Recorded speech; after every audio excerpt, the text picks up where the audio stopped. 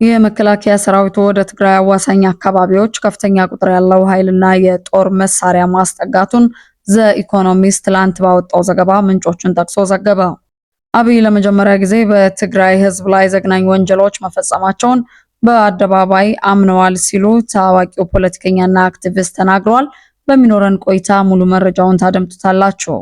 የፌዴራሉ መንግስት ኮሎኔል ደመቀ ዘውዱ የሚያሰለጥኑትን የተከዜ ዘብ ታጣቂን ትጥቅ እንዲያስፈታ ተጠይቋል። ጤና ይስጥልን አድማጮች፣ ኢትዮ ሪፖርቶች ነን። በሚኖረን ቆይታ ከላይ ያስተዋወቅናችሁን አበይት መረጃዎች ጨምሮ ሌሎች ወቅታዊ መረጃዎችን ይዘናል። ቪዲዮ ለሌሎችም እንዲደርስ ላይክ እና ሼር እንድታደርጉን በአክብሮት እየጠየቅን ወደ መረጃዎቹ እንለፍ።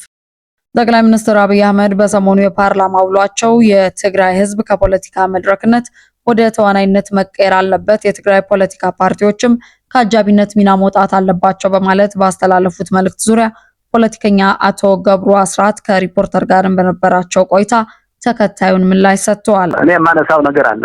የትግራይ ህዝብ እኮ በህወሓት ተጨፍዶ የተያዘ ህዝብ ነው።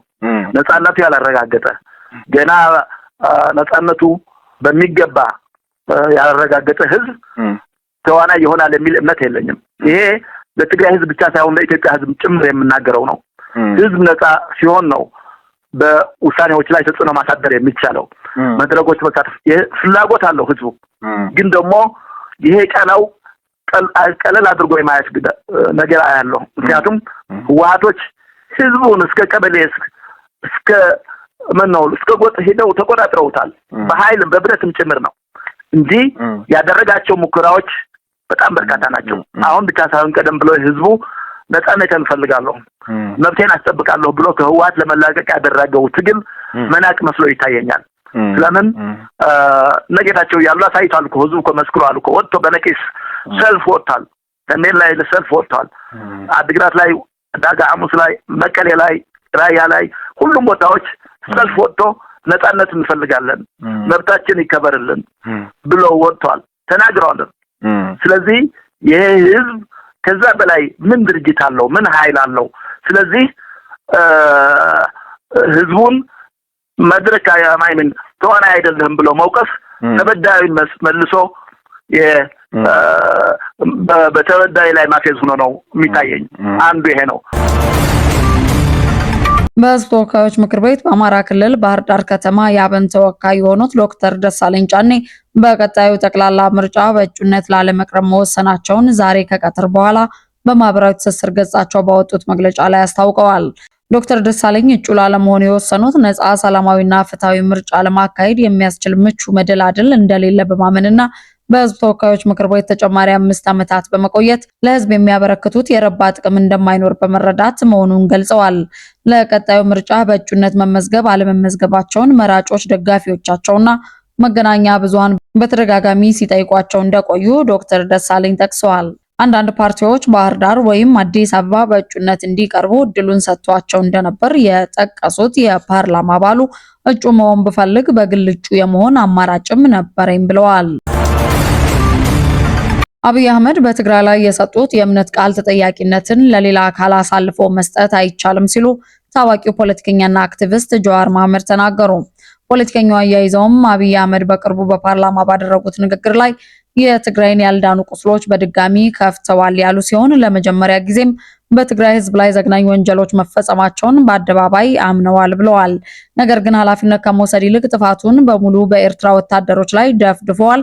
እነዚህ አረመኔያዊ ድርጊቶች መንግስታቸው ላለፉት 3 ዓመታት ሲያራምደው ከቆየው የባህር በር ጉዳይ ይልቅ ከአስመራ ጋር ለተፈጠረው አለመግባባት ዋነኛ መንስኤ መሆናቸውንም ተናግረዋል።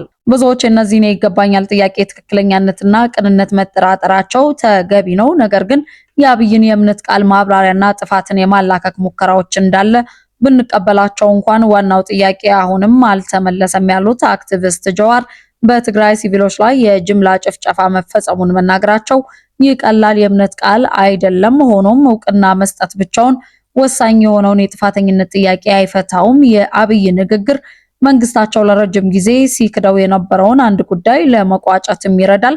ጥፋቱን ለማላከክ ቢጥሩም አብይ አህመድ ለጦርነቱ መንገድ በመጥረግና በጦርነቱ ወቅት ለተከሰቱ ነገሮች የአንበሳውን ድርሻ ይወስዳሉ ሲሉ ገልጸዋል። የተባበሩት መንግስታት የህፃናት መብቶች ኮሚቴ በኢትዮጵያ በህፃናት ላይ የሚፈጸሙ ከባድ የመብቶች ጥሰቶች በአስቸኳይ እንዲቆሙና ተጠያቂነት እንዲሰፍን በጥብቅ አሳስበዋል። የተባበሩት መንግስታት የህፃናት መብቶች ኮሚቴ በኢትዮጵያና በሌሎች 6 ሀገራት ላይ ያለው ግኝት ይፋ ባደረገበት ሪፖርት ላይ ነው ይህን ማሳሰቢያ ያስተላለፈው። ግኝቶቹ የህፃናት መብቶች ስምምነትን ተግባራዊ ከማድረግ አንጻር በኮሚቴው የተለዩ ዋና ዋና አሳሳቢ ጉዳዮችን፣ ምክረ ሀሳቦችን እንዲሁም የታዩ በጎ ጎኖችን ያካተቱ ናቸው። ኢትዮጵያን በተመለከተ ባወጣው ሪፖርትም በትጥቅ የታገዘ ግጭት በሚካሄድባቸው ስፍራዎች ላይ የሚገኙ ህጻናት ግድያና የአካል ማጉደል፣ ጾታዊ ጥቃት፣ እገታና ሰብአዊ እርዳታ እንዳያገኙ መከልከልን ጨምሮ በህጻናት ላይ የሚፈጸሙ ከባድ መብት ጥሰቶች በከፍተኛ ሁኔታ መጨመራቸው አሳስቦኛል ብሏል። ኮሚቴው ኢትዮጵያ ዓለም አቀፍ ህጎችን እንድታከብር መሰል ከባድ የመብት ጥሰቶችን እንድታስቆምና እንድትከላከል እንዲሁም ሰብአዊ እርዳታዎችን በወቅቱና ያለምንም እንቅፋት የሚደርሱበትን ሁኔታም እንድታመቻች አሳስበዋል። ኮሚቴው ህጻናትን ለይቶ ለማውጣትና ወደ ሲቪል የህጻናት መብት ተሟጋች ተቋማት ለማዛወር እንዲቻልም መንግስት ወደ ማቆያ ካምፖች የሚደረጉ ጉብኝቶችን በአስቸኳይ እንዲያመቻች፣ ጥፋተኞችን ተጠያቂ እንዲያደርግ እንዲሁም በግጭት ለተጎዱ ህጻናት የስነ ተዋልዶ ጤናን ጨምሮ የህክምና እርዳታን፣ የስነ ልቦና ድጋፍንና የህግ ምክርን እንዲያቀርብ ጥሪ አቅርበዋል። ኮሚቴው በህጻናት ላይ የሚፈጸሙ ጥቃቶች በስፋት መሰራጨታቸው በእጅጉ እንዳሳሰበውም በሪፖርቱ አመላክተዋል። ይህም በቤት ውስጥ የሚፈጸም ጥቃትን፣ የመብት ረገጣን፣ እንክብካቤ መንፈግን፣ ጾታዊና በጾታ ላይ የተመሰረተ ጥቃትን፣ ትንኮሳን እንዲሁም በኢንተርኔት የሚፈጸም ጾታዊ ብዝበዛና ጥቃትን እንደሚያጠቃልል በሪፖርቱ ተመላክቷል። ኮሚቴው ኢትዮጵያ ሁሉን አቀፍ የሆነ ብሔራዊ የህጻናት ጥበቃ ህግ እንዲኖራትና በህጻናት ላይ የሚፈጸሙ የጥቃት ድርጊቶች የሚመዘገቡበት ብሔራዊ የመረጃ ቋት ወይም ዳታቤዝ እንድታቋቁም ጠይቋል። ሪፖርቱ ጾታዊ ጥቃቶችንና በእስር ቤቶች ውስጥ የሚፈጸሙ ኢሰብአዊ አያያዞችን ጨምሮ በህጻናት ላይ ተፈጽመዋል የተባሉ ማንኛውም የጥቃት ክሶች በገለልተኛና በጥልቅ ምርመራ እንዲጣሩ እንዲሁም ጥፋተኞች ለፍትህ እንዲቀርቡም ጥሪ አቅርበዋል። ከፍተኛ ቁጥር ያለው የመከላከያ ኃይልና ጦር መሳሪያ ወደ ትግራይ ወሰን መጠጋቱ ተሰምቷል። ዘ ኢኮኖሚስት ባወጣው ዘገባ የመከላከያ ሰራዊቱ ወደ ትግራይ አዋሳኝ አካባቢዎች ከፍተኛ ቁጥር ያለው ኃይልና ጦር መሳሪያ ማስጠጋቱን ምንጮቹን ጠቅሶ ዘግቧል። ዘገባው ከሰሞኑን የህወሓት ኃይሎች ተከዜ ወንዝን ተሻግረው ጥቃት መክፈታቸውንና ወልቃይት ጠለምትን ለመቆጣጠር መሞከራቸውን ፌደራል መንግስቱ ለዋና ጥቃት እንደ ቅድመ ዝግጅት እንደወሰደው ማትቷል። ይህም በህወሓት በኩል የሱዳን ኮሪደርን ለመቆጣጠር አሁንም ፍላጎት መኖሩን ያሳያል ያለው ጋዜጣው ሁኔታውን ተከትሎ የመከላከያ ሰራዊቱ ሰፊ ቁጥር ያለው ወታደርና የጦር መሳሪያ ወደ ትግራይ ድንበሮች እያንቀሳቀሰ ስለመሆኑም ጠቅሷል። በተያዘም ስም አይጠቀስ ያሉ ከፍተኛ የህወሓት አመራር የኢትዮጵያ መከላከያ ሰራዊት በሙሉ አቅም እየተንቀሳቀሰ ነው፣ ብልጽግና እያደረገ ያለውን ነገር ካላቆመ የጦርነት ምን ያህል አስፈሪ እንደሚሆን ልነግርህ አልችልም በማለት ሁኔታው አደገኛ መሆኑን መናገራቸውን ጋዜጣው ጨምሮ አስነብቧል። የፌደራሉ መንግስት ኮሎኔል ደመቀ ዘውዱ የሚያሰለጥኑትን የተከዜ ዘብ ታጣቂን ትጥቅ እንዲያስፈታ ፖለቲከኛው ጠየቁ። የቀድሞ የህወሓት ከፍተኛ አመራር አቶ ገብሩ አስራት ሰሞናዊ ሁኔታን በተመለከተ ጠንካራ አስተያየት ሰጥተዋል። ፖለቲከኛው የተከዜ ዘብ ትጥቅ መፍታት አለበት ሲሉ አስጠንቅቀው ህወሓት ወልቃይትን ቢቆጣጠር ምን ሊፈጠር እንደሚችል ግምታቸውን አስቀምጠዋል። የህወሓት ጀነራሎች ቅጥረኛ ወታደሮች እየሸጡ ነው የሚል ክስም አቅርበዋል። ወቅታዊ ሁኔታዎችን በተመለከተ አስተያየታቸውን በመስጠት የሚታወቁት ፖለቲከኛው አቶ ገብሩ አስራት ስለ ተከዜ ዘብ አሁናዊ ሁኔታ፣ ስለ ወልቃይት ህወሓት እያደረገ ስላለው የጦርነት እንቅስቃሴም ሰፊ ሀሳቦችን አጋርተዋል። የፕሪቶሪያን ስምምነት ህወሓት ከልቡ አልተቀበለውም ሲሉ የሚወነጅሉት አቶ ገብሩ ህወሓት የፕሪቶሪያው ስምምነት ጊዜ መግዣና ለጦርነት ዝግጅት ፈለገው እንጂ የሰላም ስምምነቱ ስራ ላይ እንዲውል አልፈለጉም። ላለፉት 2 ዓመታትም ይህን ስምምነት ሲያደናቅፉት ቆይተዋል በማለት ከሰዋል። ቀጥለውም የፕሪቶሪያ ስምምነቱ በሁለቱም ወገን አልተተገበረም፣ በይበልጥ ግን ህወሓቶች ከስምምነቱ ውጪ ከሻቢያ ጋር ግንኙነት በመፍጠር የፕሪቶሪያውን ውል አፍርሰውታል ብለዋል። የህወሓት ኃይል ትጥቅ አለመፍታቱና ከጦርነቱ በኋላ ከባድ መሳሪያዎችን ቀብሮ መደበቁ ሁለቱ ኃይሎች መካከል መተማመን እንደሌለ አመላካች እንደሆነ ለአብነትም አንስተዋል። የህወሓት ኃይል ከፋኖና ሻቢያ ጋር አብረው እየሰሩ ነው ሲሉ በመቀጠል ውስጥ ካሉ ኃይሎች ባለፈ ከውጭ ኃይሎችም ጋር ትስስር ፈጥረዋል በማለት ከሱዳን ጋር ግንኙነት መፍጠራቸውንም አንስተዋል። አቶ ገብሩ ህወሓት ከሱዳን ኃይሎች ጋር ግንኙነት ለመፍጠሩ በማሳያነት ያነሱት የህወሓት አርሚ 70 ኃይል በሱዳን መንቀሳቀሱን ነው። የህወሓት ቡድን እንደ ሻቢያ ከውስጥም ከውጭም ካሉ ኃይሎች ጋር በመሆን ከግጭት አትራፊ ለመሆን እየሰራ ነው ያሉት ፖለቲከኛው በትግራይ ውስጥ ትልቅ የኢኮኖሚ ፍላጎት አላቸው። ይህን የኢኮኖሚ ፍላጎት በፍትሃዊና ሰላማዊ መንገድ ሳይሆን አሁን እንደሚያደርጉት በህገወጥ መንገድ ማከናወን ነው የሚፈልጉት። ራሳቸው እንዳመኑትም በህገወጥ የማዕድን ዝርፊያ ላይ ተሰማርተዋል። በሌሎች ክልሎችም እንዲሁ ከውጭ ደግሞ ታጣቂዎቻቸው በቅጥረኛ ወታደርነት በመሸጥ ገንዘብ እያገኙ ነው ሲሉም አብራርተዋል። የህወሓትን አመራሮች ሰላም ጠል ናቸው ሲሉ የሚከሱት አመራሩ ከሰሞኑን በጠለምት የታየው ግጭትም ቡድኑ ሰላም እንደማይፈልግም የሚያሳይ ነው በሚል ወንጅለዋል። የትግራይ ህዝብ ሌላ ዙር ጦርነት ማየት አይፈልግም፣ ጦርነት እንዳይነሳም እንቅስቃሴ እያደረገ ነውም ብለዋል። ከሰሞኑ በጠለምት ጦርነት ሲከፍቱ ማንም የደገፋቸውና የተከተላቸው እንደሌለ በማንሳትም ህዝቡ እንዲሁ የክልሉ የፖለቲካ ማህበረሰብ ጦርነት እንደማይፈልግ አሳይቷል ሲሉም አክለዋል። በአሁኑ ወቅት በትግራይ የጦርነት ስጋት እንዲያንዣብብ ምክንያት የሆነው የህወሓትና ጦር አበጋዞቹ የተሳሳተ ስሌት ነው ሲሉም የሚቀጥሉት ፖለቲከኛው ከኮር በላይ ያሉት የጦር አበጋዞችና የህወሓት ደጋፊ ነን ማለታቸው ትልቅ ችግር የፈጠረ ነው። ጦር አበጋዞቹ ይህን ውሳኔ መቀልበስ አለባቸውም ይላሉ። ቀጥለውም የፌዴራሉ መንግስትም ሆነ ህወሓት ከቅልብ የመነጨ ሀቀኛ ድርድር ማድረግ አለባቸው ሲሉም ያሳስባሉ።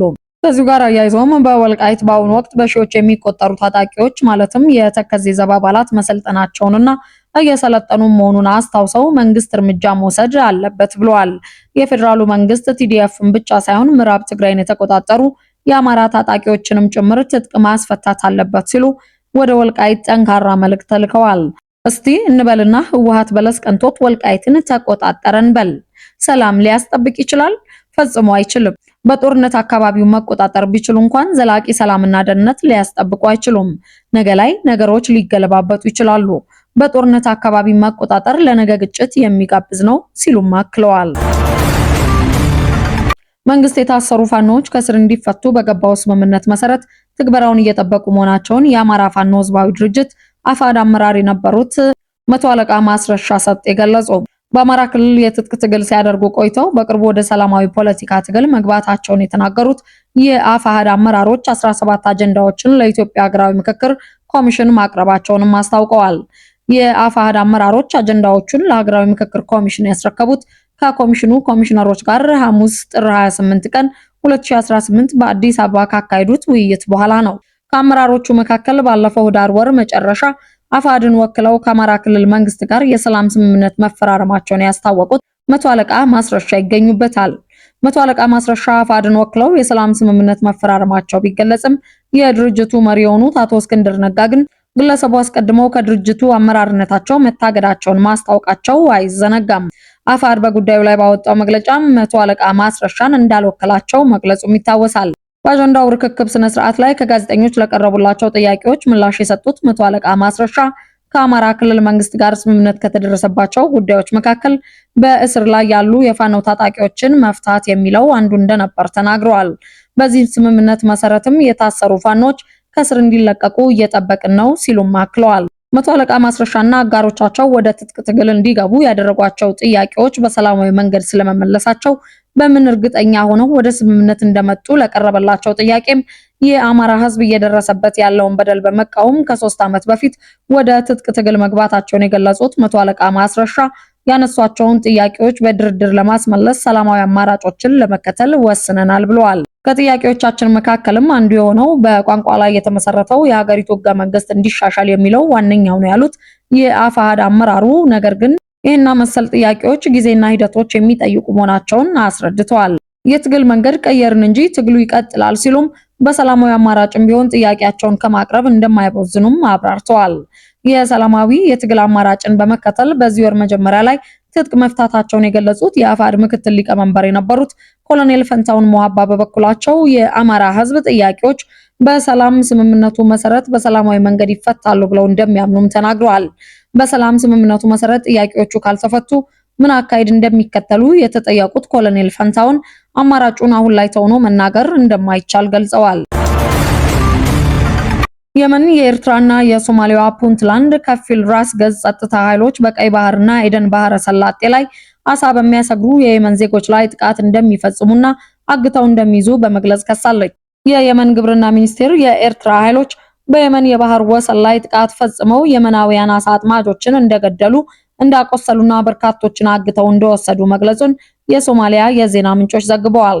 የየመን መንግስት በኤርትራና ፑንትላንድ ኃይሎች የተያዙ አሳ አጥማጆችና ጀልባዎቻቸው በአስቸኳይና ያለምንም ቅድመ ሁኔታ እንዲለቀቁና የተባበሩት መንግስታት ድርጅትና ዓለም አቀፋዊ የሰብአዊ መብት ተቋማት ድርጊቱን እንዲያወግዙ መጠየቁንም ዘገባዎቹ ጠቅሰዋል።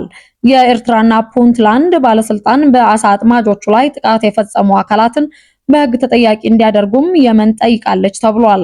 ኤርትራና የመን ቀይ ባህር ላይ ከአሳ ማጥመድና የባህር ወሰን ጋር በተያያዘ ከአሁን ቀደም መጋጨታቸው አይዘነጋም።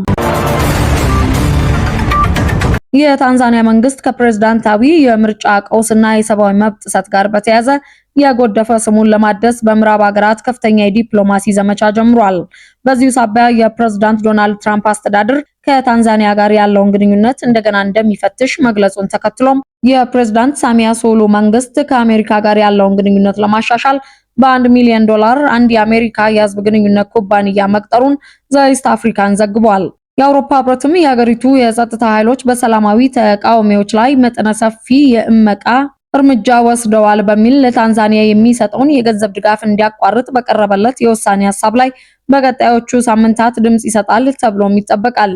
የሀገሪቱ መንግስት ምርጫ መጣሹን ቀውስ እንዲያጣራ የሰየመው መርማሪ ኮሚሽን በተያዘው ወር የምርመራ ሪፖርቱን ይፋ ያደርጋል ተብሎ እንደሚጠበቅም ዘገባው ጠቅሷል። ውድ የኢትዮ ሪፖርት ተከታታዮች ለዛሬ የያዝነውን መረጃ እዚህ ላይ አበቃን። በቀጣይ በሌሎች መረጃ ዳግም እስከምንገናኝ ጤና ይስጥልን፣ ቸር ያሰማን።